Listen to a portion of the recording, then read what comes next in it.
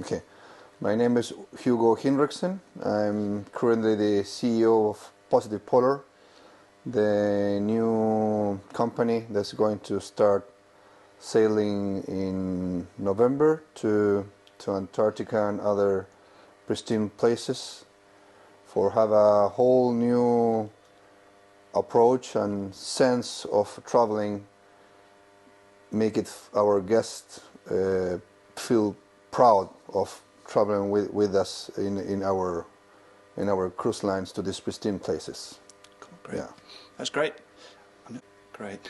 Thanks, Hugo. Yeah, just start off with telling us your name and what it is that you're doing at the moment. Yeah, perfect.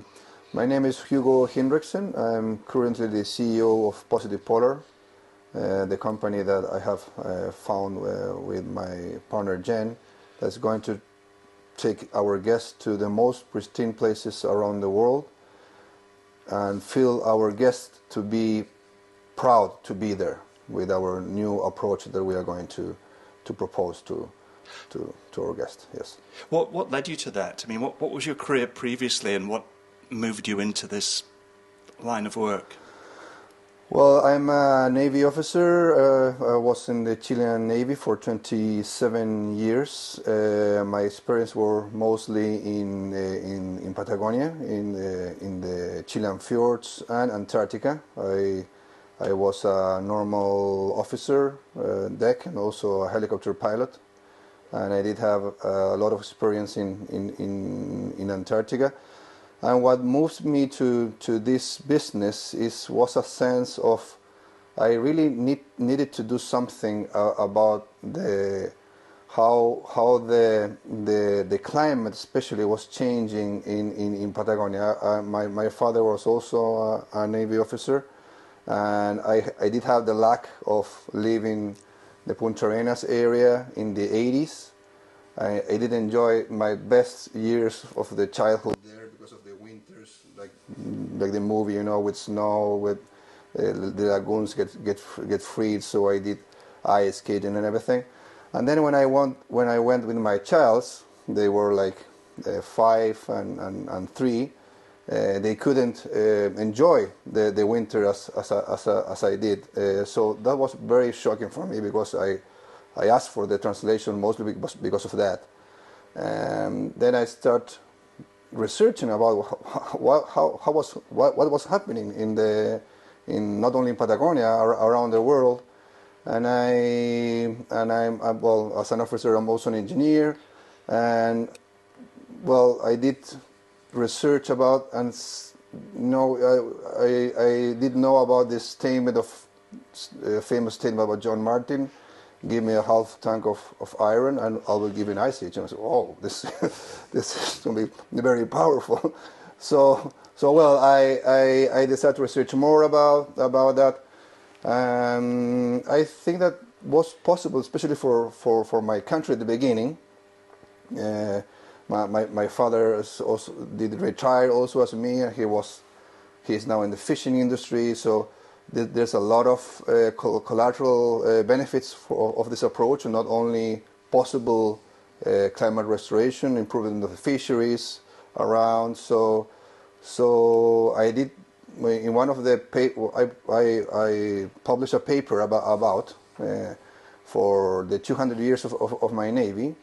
And I did win in this contest of the 200 years because it was a policy implementation paper to do it in my country, this ocean fertilization process. So yes, I say, oh, this is very interesting for people, have potential, and then I decide this will be my path because in the Navy really I was very busy. I was translated to be in charge of a naval base in the naval aviation.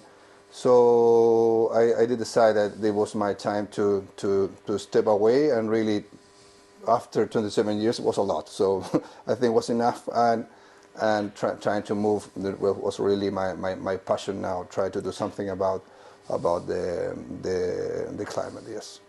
So just tell us a little bit about the ship. So you've now gone into a partnership business relationship, and you're in the process, or you've purchased this ship for the purpose of giving people an experience that hopefully will make them more appreciative. And Yes, well, I did notice, well, the story is a little more longer.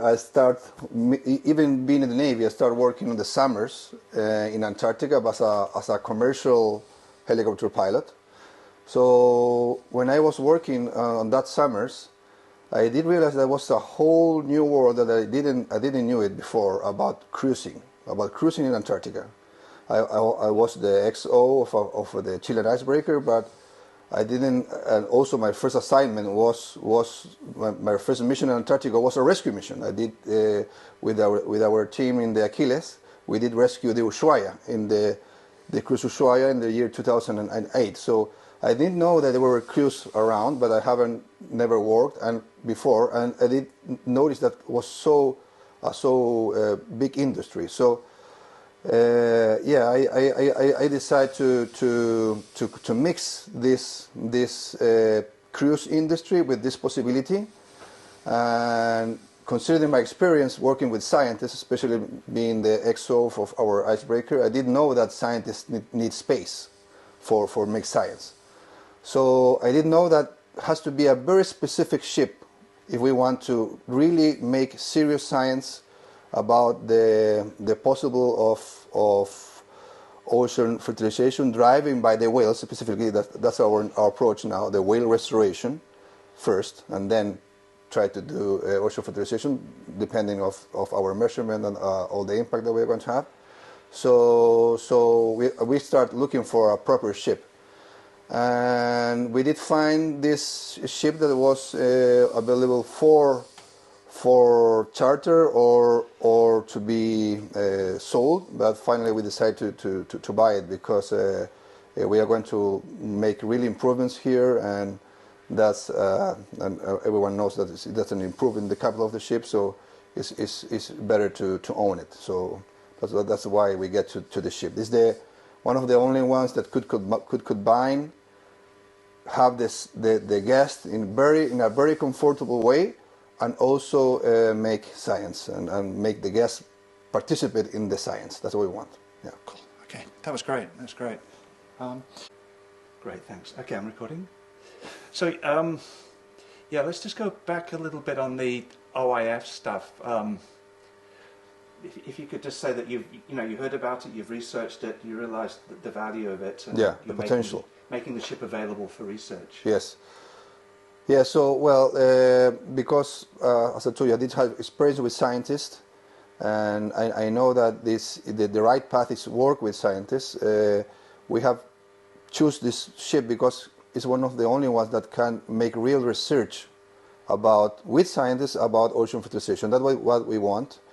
But also, there's a very special connection with whales. That is very important for us.